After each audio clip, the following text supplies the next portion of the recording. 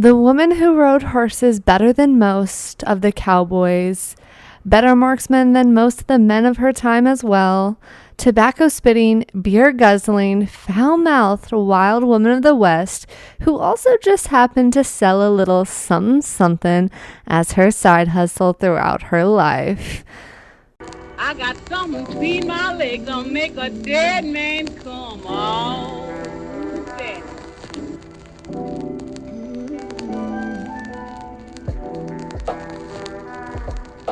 I got something between my legs that'll make a dead man come out.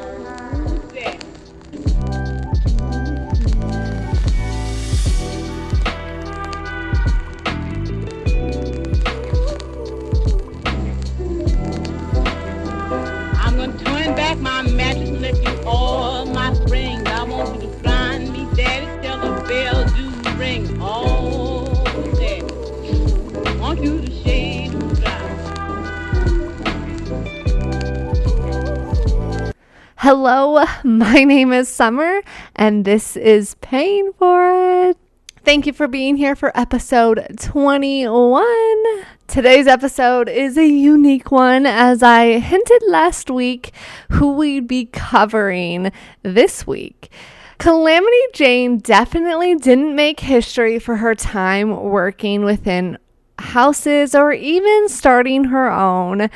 No, she made history for an entirely different reason. Although throughout her wild days, she worked within different houses to earn a little extra income on her off-duty days as a scout, and hence why we're here talking about her today, because even if it was worked as a side hustle, it's still a job and it's still interesting to cover. And before we get into that though, if you haven't already, please consider following, liking, leaving a review. It helps out a lot here on Paying For It, and I would just really appreciate it. Thank you so much for those who are listening. I hope you guys are really enjoying. I know it's not a lot out there who have been listening, but we are slowly gaining a little bit of traction, and I get so excited seeing like all the different people who have been listening and where they're from, and yeah, so I hope you really have been enjoying my episodes, and I hope you continue to listen. Yeah. And yeah, so if you're really vibing with me and my spicy takes on history, I highly encourage you to subscribe to get access to the video versions that will come out about 3 or 4 days early. Sundays, sometimes Mondays.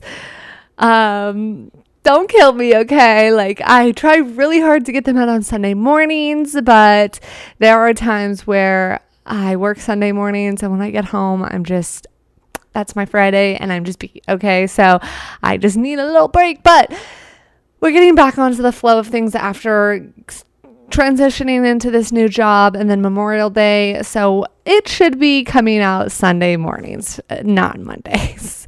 Also, I'm working on getting my Patreon up and running for those who don't use Spotify, because now that I'm on all types of platforms, it isn't fair to y'all if you don't have access or don't want to just have a random Spotify subscription. So, yeah, it's just time to jump on over there. I should be launching that one within sometime this month, or at the very least the beginning of July, but I'll definitely let you know when it's ready and about to launch, so that you guys have full information to jump on over there. Anyways, how has your week been? Hopefully it's been wonderful. My week has been good, pretty busy, honestly. I somehow destroyed my heels walking and working on this stone floor in the pub. Because, and I'll be fully transparent, I had very cheap, flat shoes. I needed to have all black shoes for this job, which I have like my Vans, but those don't go to work with me. And, I have shoes that are, but I want to keep nice. They're not working shoes. So when I got this new job, I just went and like grabbed like a cheap pair from Target. And apparently that was a mistake because wow, was I hurting so bad this week. I was like, dang, this is killing me a little bit. But I went and bought some like nice work shoes. So hopefully this week we see some improvements. But the last few days I have been dealing with some very, very sore, specifically my heels, which is a weird thing, but it must be the way I stand or something. I'm not quite sure, but I just want to let you know it's been a full ouch situation. Oh, update.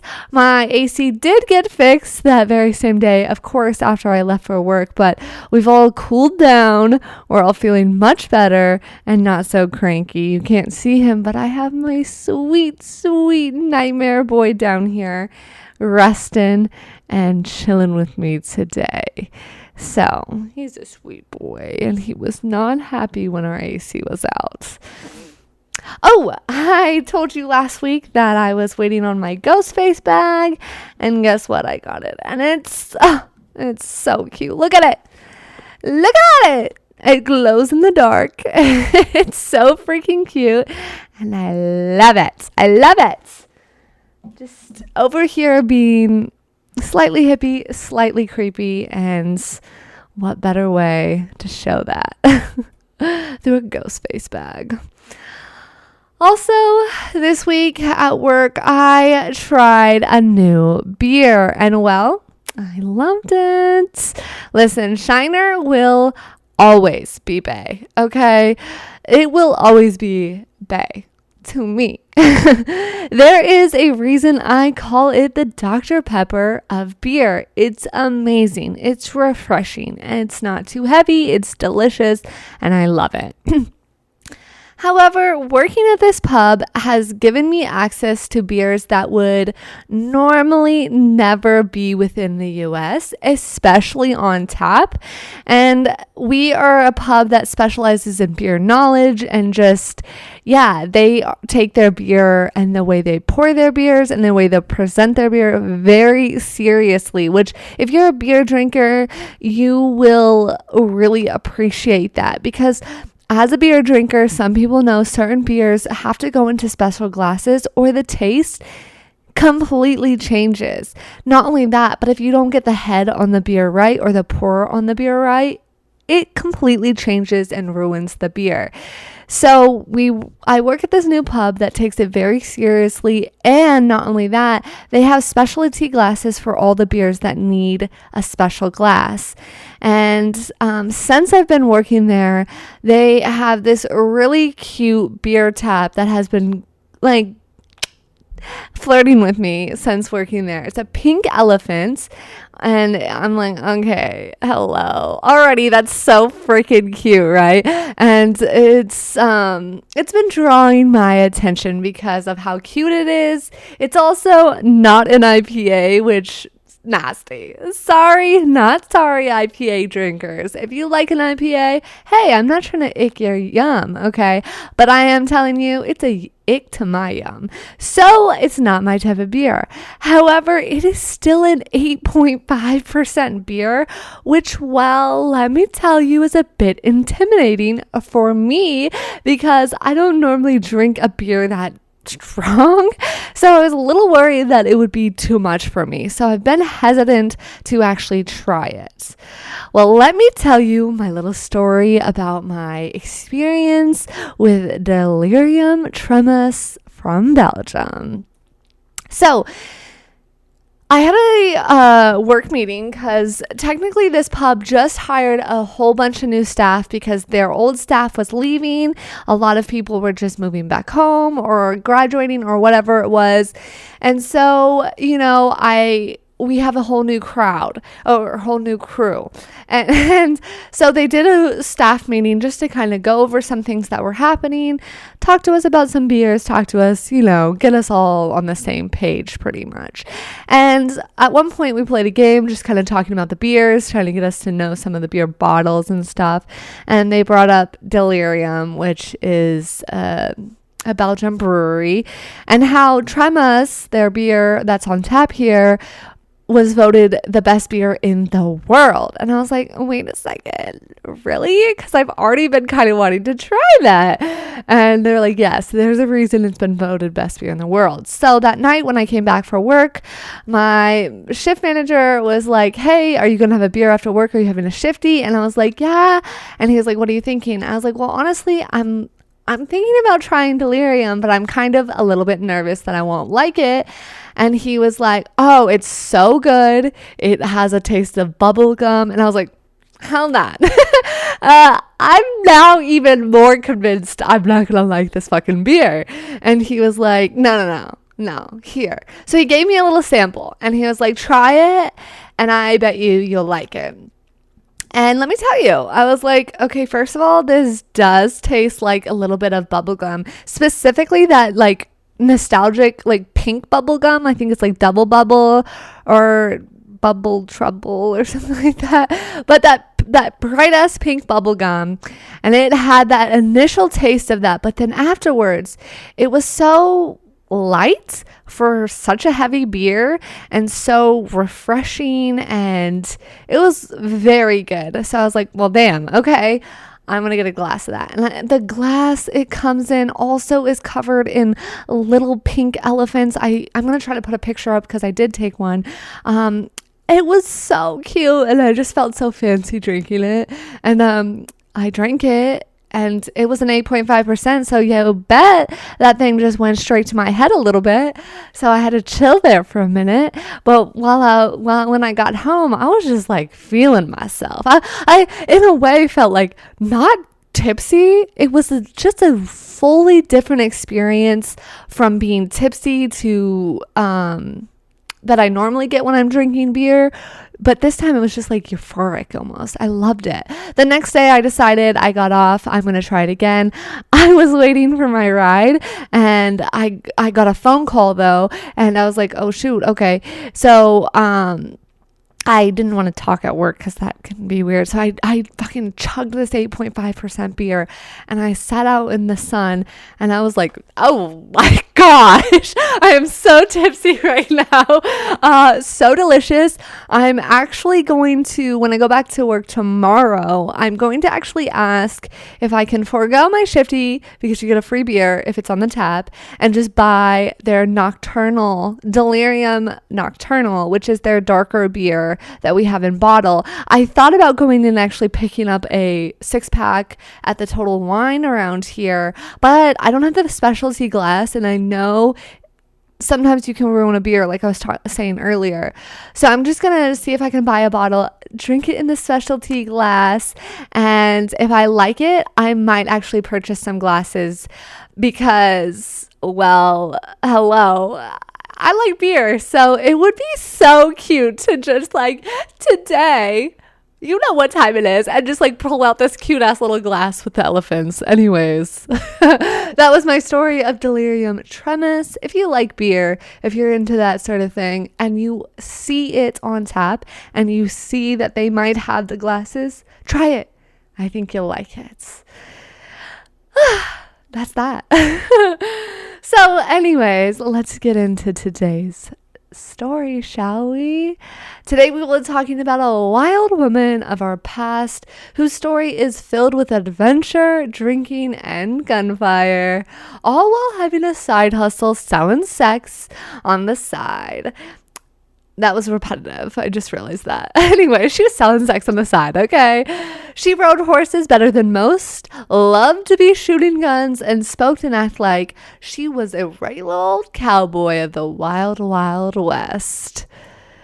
you know what time it is. Grab yourself a cocktail, a mocktail, a coffee, whatever you fancy. And today, I have a Red Bull. I have a Juneberry. Let's see, a Juneberry Summer Edition Red Bull. And I tried one yesterday and it was very good. Not as good as the regular like dark blue can because that one's something special. But this one is still so delicious and it's the summer edition. So we got to get it while it lasts, right? So if you're a fan of Red Bull, I suggest trying it if you already haven't. I'm sure you have though. I think late to this game. Anyways, whatever you're drinking, I'm hoping you are enjoying it, loving it, and just is giving you all it needs to give you today. And yeah. Oh wait, the favorite part. Cheers, cheers, cheers, cheers. And let me introduce you to Calamity Jane. Delicious.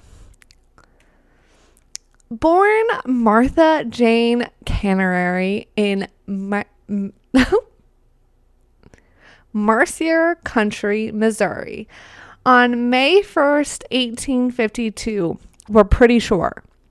Her birthday is a little bit murky, but most sources say that she was born on May 1st in the year 1852.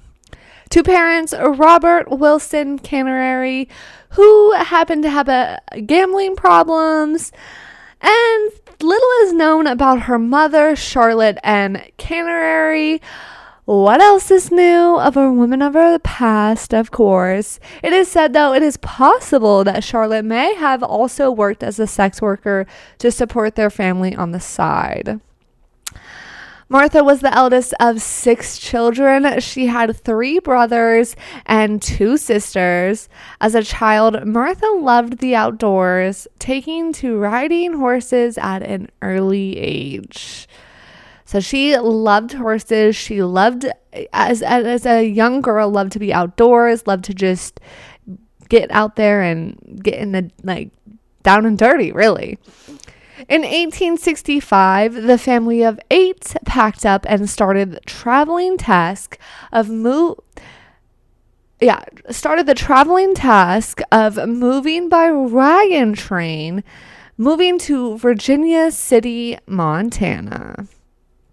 During this travel, Martha spent most of her time hunting with the men in the caravan. So I guess during like old school travel, when you were traveling by wagon train, they had a specific cavern that was just for like the men out hunting or whatever, or maybe the men traveling would also do shifts. I'm not sure. By the time they arrived in Montana, though, she was considered a remarkably good marksman woman and a fearless rider. She loved being wild and free, even at her young age. She didn't just want to sit and be seen. She wanted to be out where the action was. So it was a proud moment for her when the men sang her praises. However, when arriving at Blackfoot, Montana, tragedy struck the family when her mother died of pneumonia suddenly in a hotel room shortly after arriving. This kind of changes the family's plans because Robert then decides that he's going to take all 6 children and himself to Salt Lake City, Utah in the spring of 1866. They arrived in the summer of 1887, where Robert will go on to purchase a farm. Though tragedy strikes again when in 1867 their father Robert dies, leaving the eldest daughter, Martha herself, in charge at a very young age. At age 14, Martha found herself in charge of the family, making the decision to pack up the family of 6 into a wagon and making the move in May of 1668. Arriving in Fort Badger, Wyoming territory. Once there, they got onto the Union Pacific Railroad to Piedmont, Wyoming. Once in Piedmont, she goes on to take any job she can find and keep her and her family above the water. So anything that seemed like anyone who would offer her a job or allowed her to work for them, she was taking that job. Some of her various jobs at this time included a dishwasher, cook, waitress, dance hall girl, nurse, and OC team driver. And I believe that's like a cattle driver. I had more information on that, and then I think I deleted it. But yeah, it was like a cattle driver. Buffalo cattle driver, I think. Anyways, dance hall girl, like we talked about last time, could very well have just been someone who worked in the saloons as a dance girl, taking on customers to dance with them and push the liquor sales, never once having to sell sex. Did Calamity Jane sell sex at this time? It's a mystery to history. However, it's possible that she may have, but it's also very possible that she never did, that she was just, that said, a dance hall girl. It was around 1870 that Martha lands herself a dream job as a scout at Fort Russell. Now, a scout is basically just a different term for someone who worked in the army, but instead of like, this was the time where they were like battling the Indians. So it's just a different word for it, basically.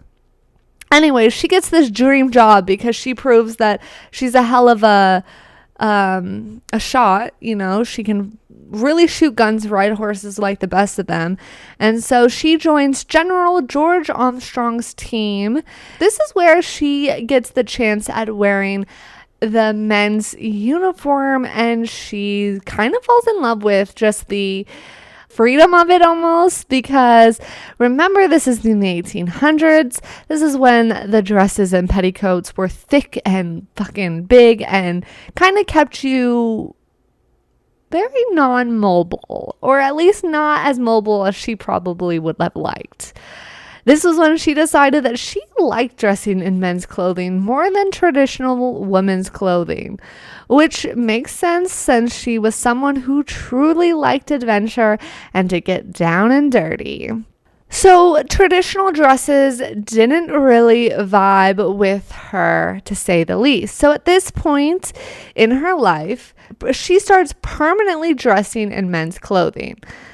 Now, it could be said that she did this just because she liked the style more, and she saw herself as like a man, maybe, or it could just be said that was the only way she could not the only way, but that was the more freedom way for her to live the lifestyle she liked, you know. Her years as a scout are spent going on campaigns to fight the Indians and taking their land.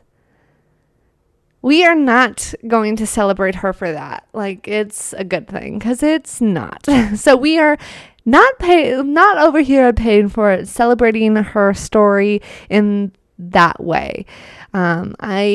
I know it's part of her story, so we're gonna have to touch on it, but I don't vibe with it, and so we don't celebrate her for that at all.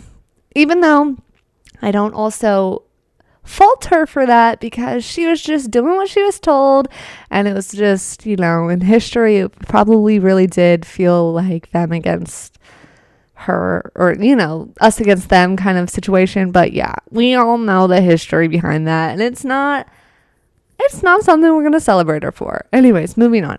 It is, though, part of her history. So it was in her second campaign that it is said she got her nickname Now, before getting into the tale, I will state that it is mostly according to Jane herself. However, a lot of historians debate whether her tale is the truth or she just gave herself her own nickname and made up a story for it. Here on Paying for It, I want to give you the true history, but history is easily a mystery sometimes. But just because we don't have the life trail to prove her tales doesn't mean that they didn't happen. Some of her tales are often can be proven false, but we will get to that more later. So, as she would tell the story, it happened in Goose Creek, Wyoming. Now it's the town of Sheridan. At this point in her life, she considers herself the most reckless and daring riders who had the best shots in the West. Was that true? Maybe, maybe not. But she was a really good markswoman. Yes, that is true. Captain Egan was in command of the post, and the troops were ordered to quell an Native American uprising. After a couple of days, when the soldiers were heading back to camp, they were ambushed by a large group of Native Americans. Captain Egan was the first to be shot and fell from his horse. Martha was riding in advance, but upon hearing gunfire, she turned in her saddle and saw that the captain had fallen. So she galloped back, dodging the fire and using her skills as an expert horse rider to get to him, lift him up onto her horse, and got him safely back to the fort. Captain Egan, on recovering, laughed and said, "I name you Calamity Jane, the heroine of the plains." So either way, if that's true, is semi-true, or the full truth, or none of it happened, at this point, Martha starts going by Calamity Jane. As far as I'm aware, there's nothing in history that can fully disprove this story. Like I said, some of her other stories can outright be disproven. This one, not so much. Though I will say, Calamity had to have been very, very good at what she did in order to even be considered to be a scout. Like, this was a man's world. For her not to be excellent at what she did was not possible. She would not be in the job that she had she not had true skills. So a lot of the times nowadays, we like to write articles that discredit her for maybe her way of fabricating some of her stories. But she would not have gotten in the position that she wasn't in if she had not been excellent at what she did. I just have a very hard time seeing her being welcomed into the job as a scout, as a woman, if she did not have true skills that matched or even outmatched the men of her time. So for the next few years, Calamity and her unit continued to be sent all over on campaigns throughout the West. However, on her off time, though, Calamity wouldn't just sit around waiting for the next campaign. In fact, Calamity definitely had a side hustle. When she wasn't on duty, Calamity, of course, would sell a little sex on the side. Something I haven't mentioned yet is how pretty Calamity Jane is. She is one of the few from this time that have pictures that exist of them. Not only one or two, but she has quite a few. And throughout her entire years, she is, what you can tell, very, very pretty. So like I said, she's quite pretty. So when Calamity wasn't out firing her guns, riding horses, and fighting with the men, she worked in houses around the Wyoming area.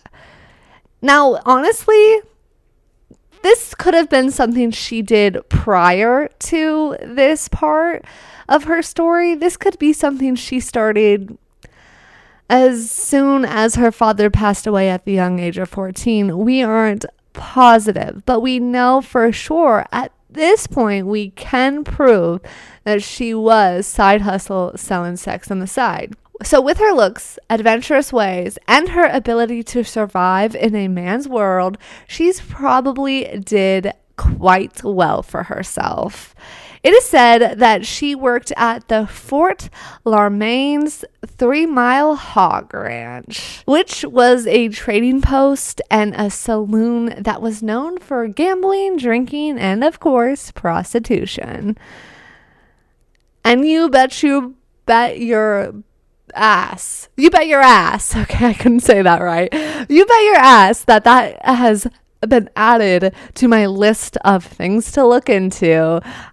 It's quite famous, and I believe it is still a historical building, still standing today. I could be wrong on that because I just did like a quick preliminary search on it because I was like, what the fuck is a 3 Mile Hog Ranch? I will be honest. I mean, the name says it all, really. But yeah, I was like, what? So what I learned about it, I think it is still standing. I could be wrong on that, but we will get to that soon enough. In the spring of 1876, she was ordered north by General Cook to join General Miles Terry and Custard at Bighorn River. During this march, she at one point has to swim the Pulaski River near Fort Fetterman to deliver dispatches from General Cook to the local outpost. So basically, she has to make this adventurous swim, this dangerous swim across the river to get some information to the outpost, just to keep communication up. During her swim, she somehow contracts a dangerous illness and was sent back in General Cook's ambulance to Fort Fetterman, where she is then hospitalized for 14 days. She gets very, very sick. What I'm assuming is that she had already maybe had some open wounds before getting into the water. And you actually have to be very careful in natural waters because you can very easily, if you're cut or you have open wounds, contract like a skin-eating virus. You can nature can be icky. I'm just being honest with you. So that is what I'm assuming has happened, is that because it doesn't say she got hurt in the water. It was that she made this heroic swim to get information over. But when she got back out of the water and stuff, she got very sick. So I'm assuming she already was injured or already had an open wound, even if it was just a scrape on her leg, arm, whatever, hand, finger. And then doing this swim, getting out, again, 1800s. Don't think she immediately got into a shower, I think she probably just dried off and sat in that. And so, yeah, she got an illness from the water, got very sick. But after recovering from that and was able to finally ride horses again, she headed to Fort Larmain. And this is where she meets Wild Bill Hickok. Going into this, I'll be fairly honest with you. I have zero clue who that is. I think I've heard his name. I know he's some character of the Wild Wild West, and I should probably know better of who he is, but I don't. And I could have looked into him for this story, but I didn't, because to me, he wasn't that big. That way, he kind of is important, but not that important. Okay, maybe one day. I was thinking about when I first started. This is totally a side note. I'm getting a little sidetracked, but here we are. It's a podcast. What else is new? That is the loudest car. This kid is living his best like teenage life with the loudest car I've ever heard. I was thinking about doing a series when I first started this podcast, every 15 episodes, doing Johns of history. But the 15th episode came and went, and I didn't do it because it was actually in between the line of Galveston series. So I then was like, oh, I'll do it on episode 20, but I completely spaced it and forgot, clearly, because last week was episode 20. So I don't know. I might still do that. I have a list of some interesting people, interesting Johns of our history. But yeah, y'all let me know if that's something I should do. Maybe it's something I should throw on the Patreon as like a little bonus episode. Who knows? I'll think about it. And I will, let you know. But you let me know what you think. Anyways, this is when she meets Wild Bill Hickok. Okay, so this relationship with Wild Bill Hickok is a little bit interesting and kind of what drew my attention to her in the beginning when I first was reading about her for Dora DeFran. Upon doing my initial research on her, Calamity Jane, for my last week's episode, Dora DeFran, I noticed that it was often stated that she was just acquaintance of Wild Bill Hickok, which fair, that's notable if that was the case. However, when I started to really look into it, it seems as if they may have been more than just acquaintances. And so let's get into it, shall we? Again, this is really dependent on where you believe the truth in history lies, and that can be sometimes hard to understand.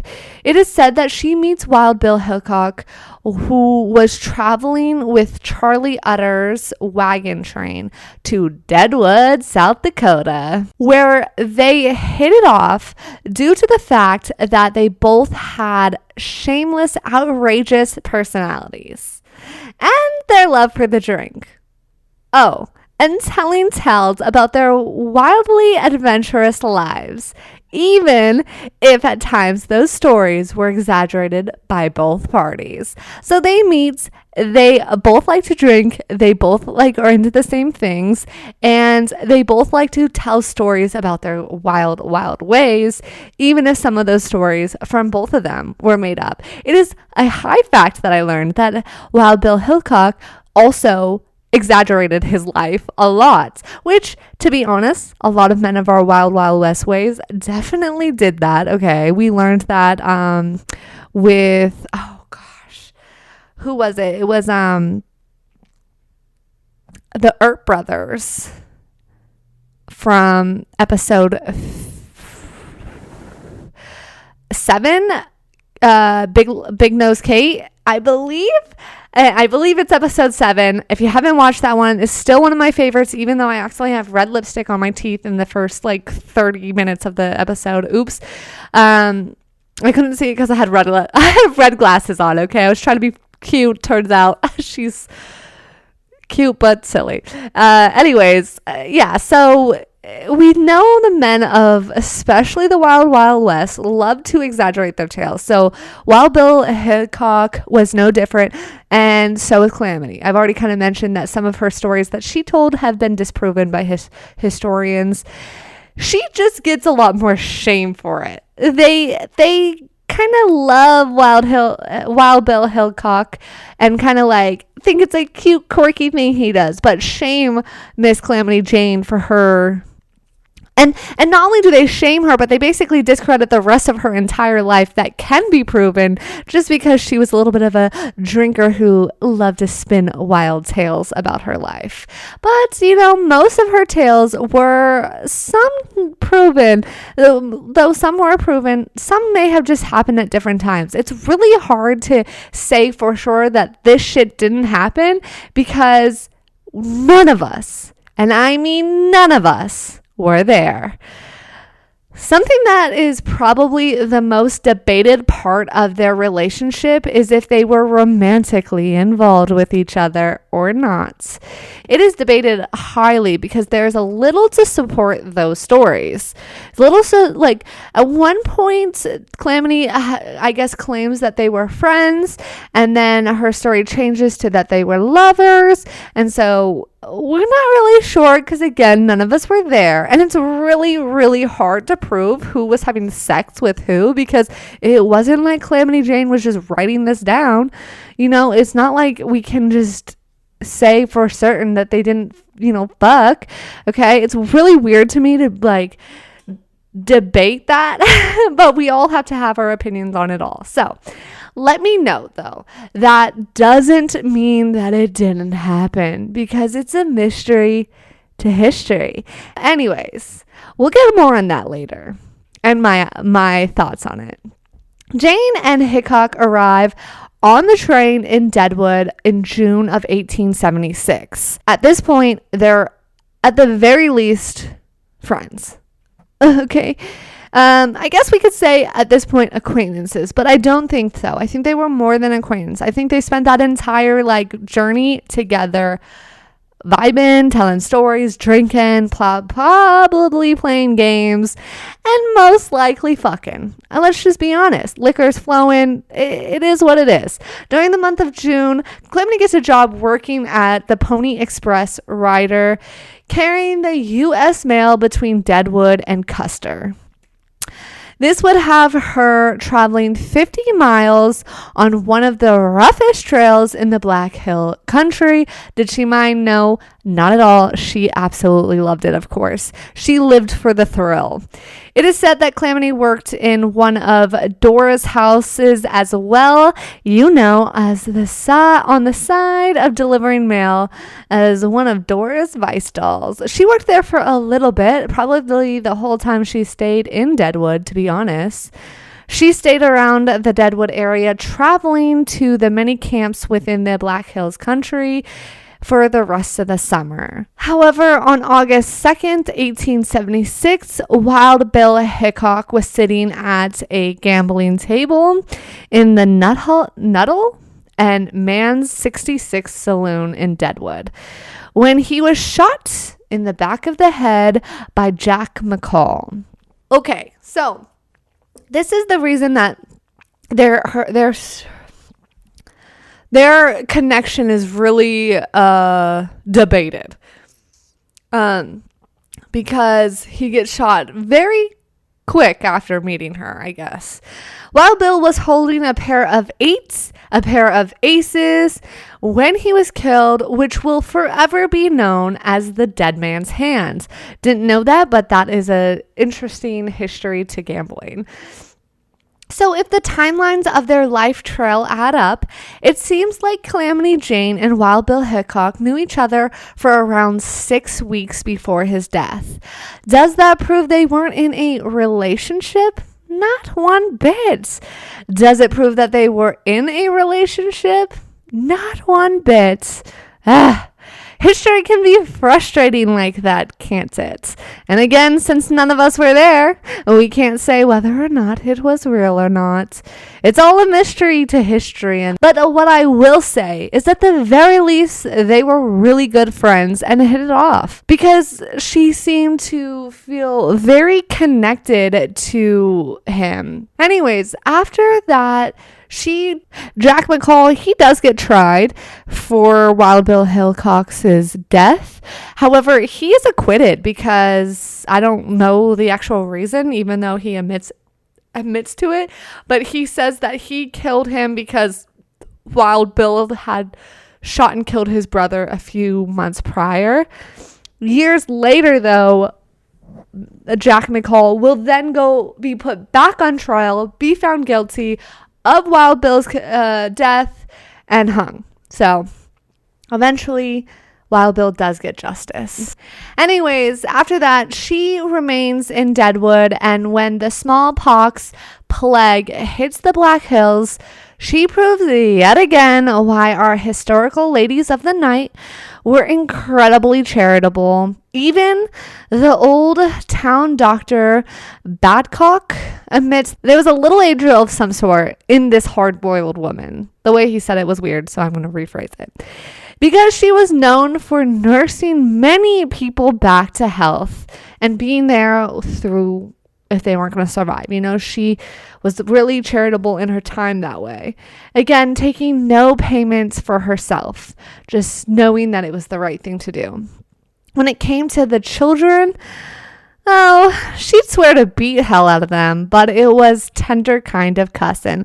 So she didn't like children, but she was very kind to them. She was one of those ones that probably gruffed and like mumbled and like talked about how much she hated them, but when everyone was looking or not looking, she was very kind to them. Even though Calamity would often volunteer her time to the sick, she was never not getting into a little bit of wildness as well. Don't forget that Calamity Jane is one of the boys. For real. Because she was a tobacco-spitting, beer-guzzling, foul-mouthed woman. She liked to be down and dirty. She wanted to be one of the boys. She was not one to let the fun or the wild pass her by. Case in point, one time the Lord players were at the East Lynne Opera House. Calamity goes on a date with a rough and tumbled gunslinger, Arkansas Tom. Becoming totally enraged with the ending of the performance, she honestly does the rudest thing. She stands up and spits not just her spit, but the longest stream of tobacco juice. It hits the star square in the eye and then dribbles down on her dress. Listen, what the fuck? If that had been me, if I was that star, I know like they're probably proper and everything. I'm flying across that stage. I'm taking her down, okay?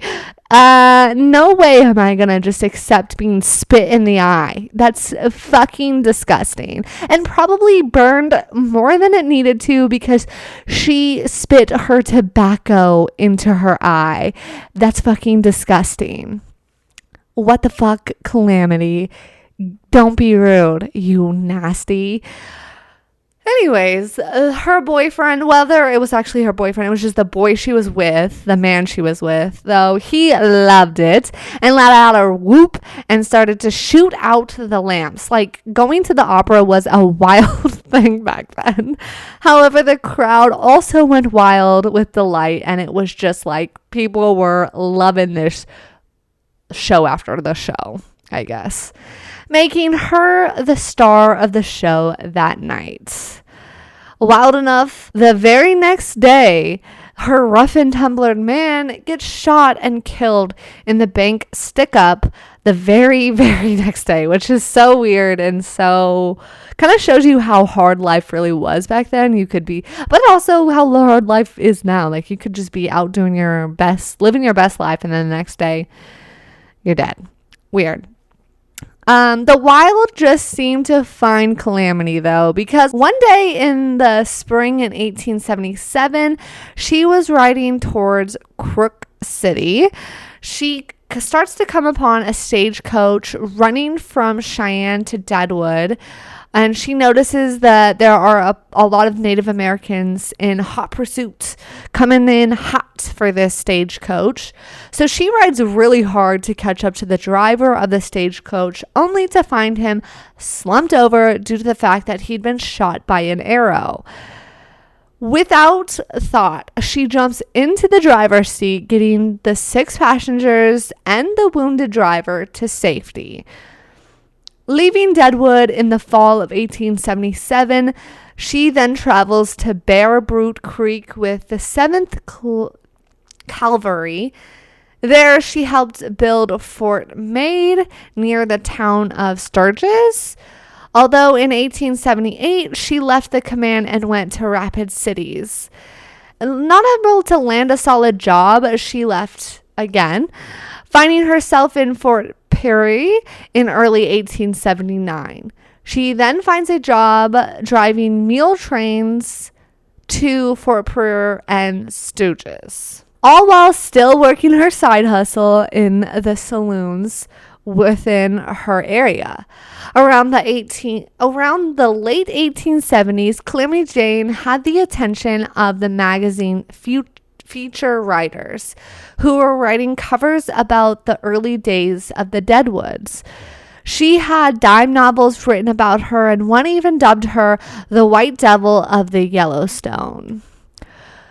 So she becomes very popular with people around this time because she is quite unique for this time period. A woman who wears men's clothing was not something you ever seen. She shot guns, rode horses, lived that cowboy lifestyle. She was always on the go. She was never settled in one spot very often, and she made a big name for herself. We find her again in 1882, where she's in Miles City, where she bought a ranch on the Yellowstone River, raising stock cattle, and she also kept a wayside inn. So it seems at this point she thought she was ready to settle, though this doesn't keep her interested for very long, because very soon she's off traveling through California, Texas, Colorado, Washington, Oregon, Montana, and Idaho, all while making a name for herself throughout those whole entire, she's been everywhere, done everything throughout this time, She never settles in one place for very long, and she continues to live a very wild, crazy life, all while drinking pretty heavily throughout her travels.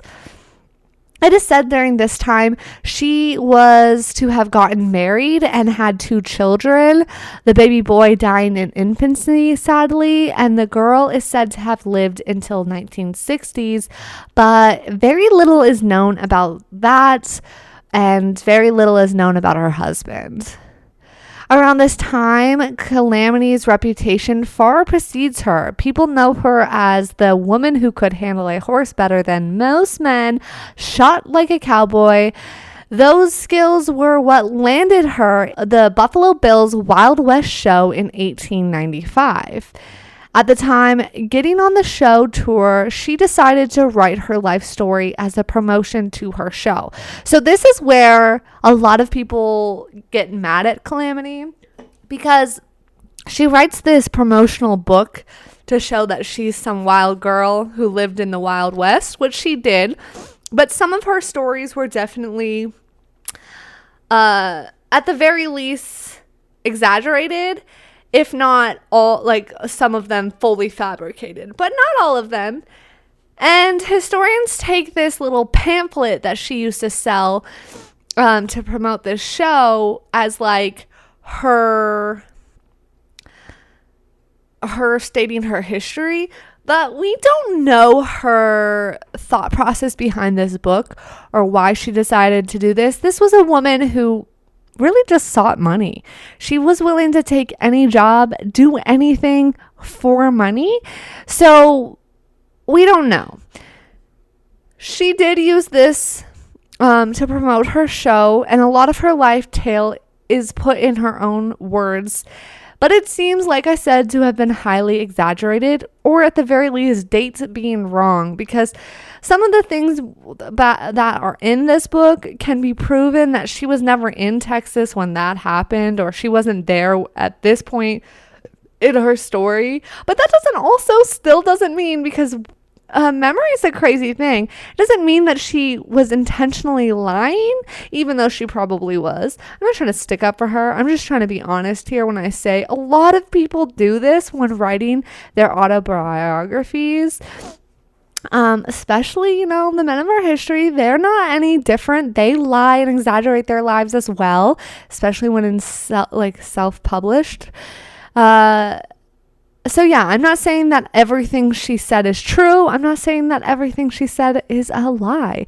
It's just she wrote this book to make herself look really cool for this Wild Bills, or no, what was it? Buffalo Bills, so many Bills, show. On the show, she performed like sharpshooting. On the show, she was a sharpshooter, and she would have this show where she was on top of her horse, riding around, shooting things. And she toured Minneapolis and Chicago, St. Louis, and Kansas City. Throughout the tour, Calamity was able to sell the book to those coming to see the Wild Wild Bill or the Buffalo Bills show. And also, so she was able to sell to those people who were just interested in the Wild Wild West and wanted to see it come to life from a true character who really lived it. She lived that life, you know? And so a lot of people felt that, yeah. So even being lucky enough to meet someone of the originals of the Wild Wild West, like Calamity Jane. However, Calamity was a true through and through cowboy, and that meant just like them all, she fought her own demons, hers being alcohol.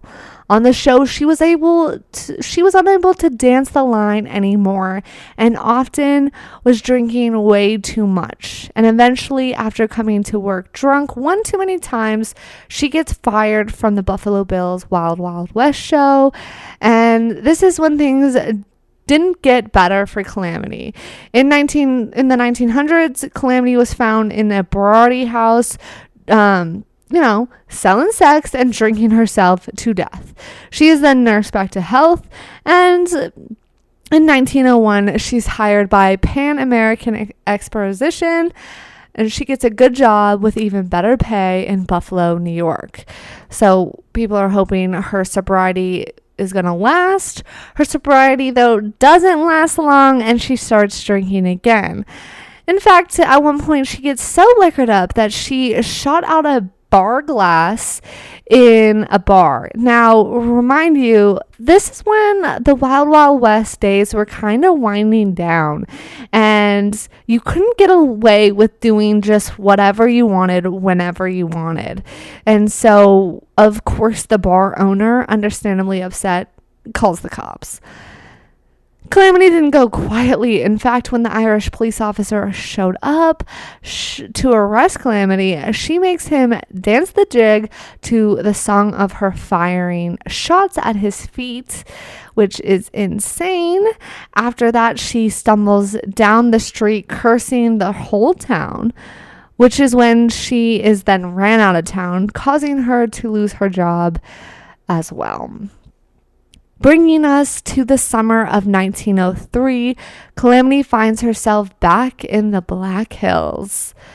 However, at this time, she was definitely losing herself to the battle with alcoholism. Showing up at an old friend's house, Madame Dora Dufresne, with her ragged old suitcase holding her few belongings. It is here that she stays her remaining few months, where she finds refuge within Dora's house, where Dora hires her as a cook and a maid for the brothel girls, paying her $8 an hour, which, like I said last week, has to be quite a bit for the time period. Sadly, though, by August, Calamity Jane was holed up and dying in a hotel named Callaway in Terry near Deadwood, South Dakota. Giving her last request to give the date of death August 2nd, 1903, which is, I don't understand and kind of weird because she does pass August 1st, so I don't know why she wanted it August 2nd. But then her second request was that she would be buried next to Wild Bill Hickok on Mount Moriah overlooking the town of Deadwood. And those wishes were granted. Calamity's funeral was one of the largest to be held in Deadwood for a woman ever. Her coffin was closed by a man who had been nursed back to health when the smallpox years when he had been nursed back to health by her when he had smallpox years prior in Deadwood. This brought an end to the wild story of Calamity Jane. However, her name will forever be cemented in history. The legend of Calamity Jane and her wild adventures, being a hard-drinking woman who wore men's clothing and living the rough and tumble life right along with the men of the wild, wild west. In my opinion, here lies my thoughts with the debate on had Calamity Jane been in a relationship with Wild Bill. I would say at the very least they formed a deep, deep bond within 6 weeks of knowing each other. Because why else would her dying wish be to be laid to rest next to him? And more than that, have the request approved if they didn't have some sort of strong relationship or friendship that would feel more like just someone that this to me, even if we can't prove their entire relationship, even if they weren't together in that sort of way, it seems like we are doing them a disservice by just calling them acquaintances. 6 weeks does feel like a short amount of time, but come on. We've all been in a relationship, even if it's a friendship that has hit real hard, real strong, fast and heavy, so I think it's just us being shitty because and this is just the truth, men get to be heroes, women get to be victims, and in her case she really was never a victim, so we just have to disprove or discredit her in any sort of way. And you really can see that in the articles written about her, because she did live a very wild life, more so than most men. This is something she had to fight tooth and nail every day, I'm sure, to prove herself to the men of her time. This is not something she easily just did. Okay, we talk about it easy now because it seems like no big whoop for her to be dressing in men's clothing, shooting guns, and riding horses. But this was back in a time when women just did not do that. They also did not just stick up for themselves, do what they wanted, and say, no, I'm doing this and I don't care what you say. So it just seems like another way our historians or people of our time now can, even if it's not purposeful, the articles just really make it seem like she was nothing. No big whoop of our time, but that is not the case. Friendship can happen fast, and so can love. But sex, well, that can happen even faster, especially when there's liquor involved. So I honestly have no doubt that they were more than just acquaintances. And as far as lovers, well, that will probably remain a mystery to history. However, it sure does seem as if it may have been the case that they were together a teensy bit, and I don't know why that is such a big deal. Anyways, that brings the end of Calamity Jane's story, who for more or less worked as a prostitute as a part-time side hustle, using it to supplement her real passion, and that was being a scout and a woman of the Wild West, one who could outshoot, outhorse, and no doubt outcuss the best cowboys the West sent her way. Anyways, how do you feel about Calamity and the relationship she may or may not have had with Wild Bill Hickok? I would be interested to know your opinions on if they had a relationship or not.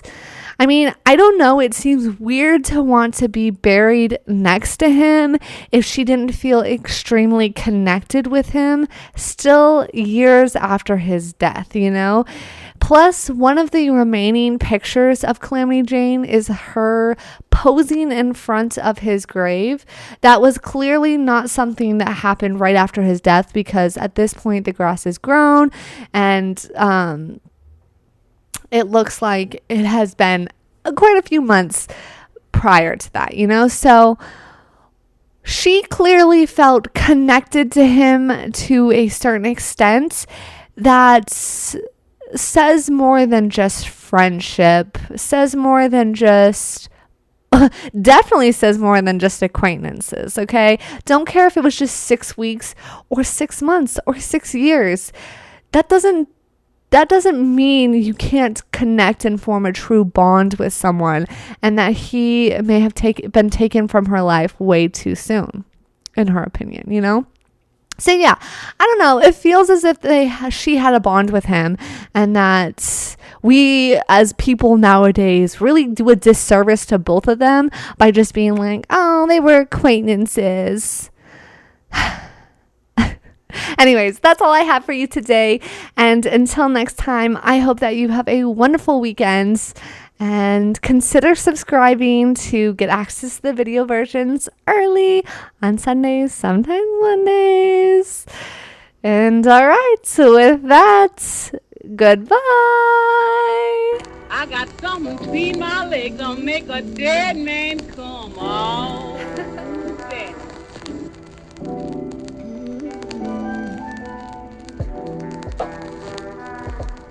I got something between my legs that'll make a dead man come. Oh.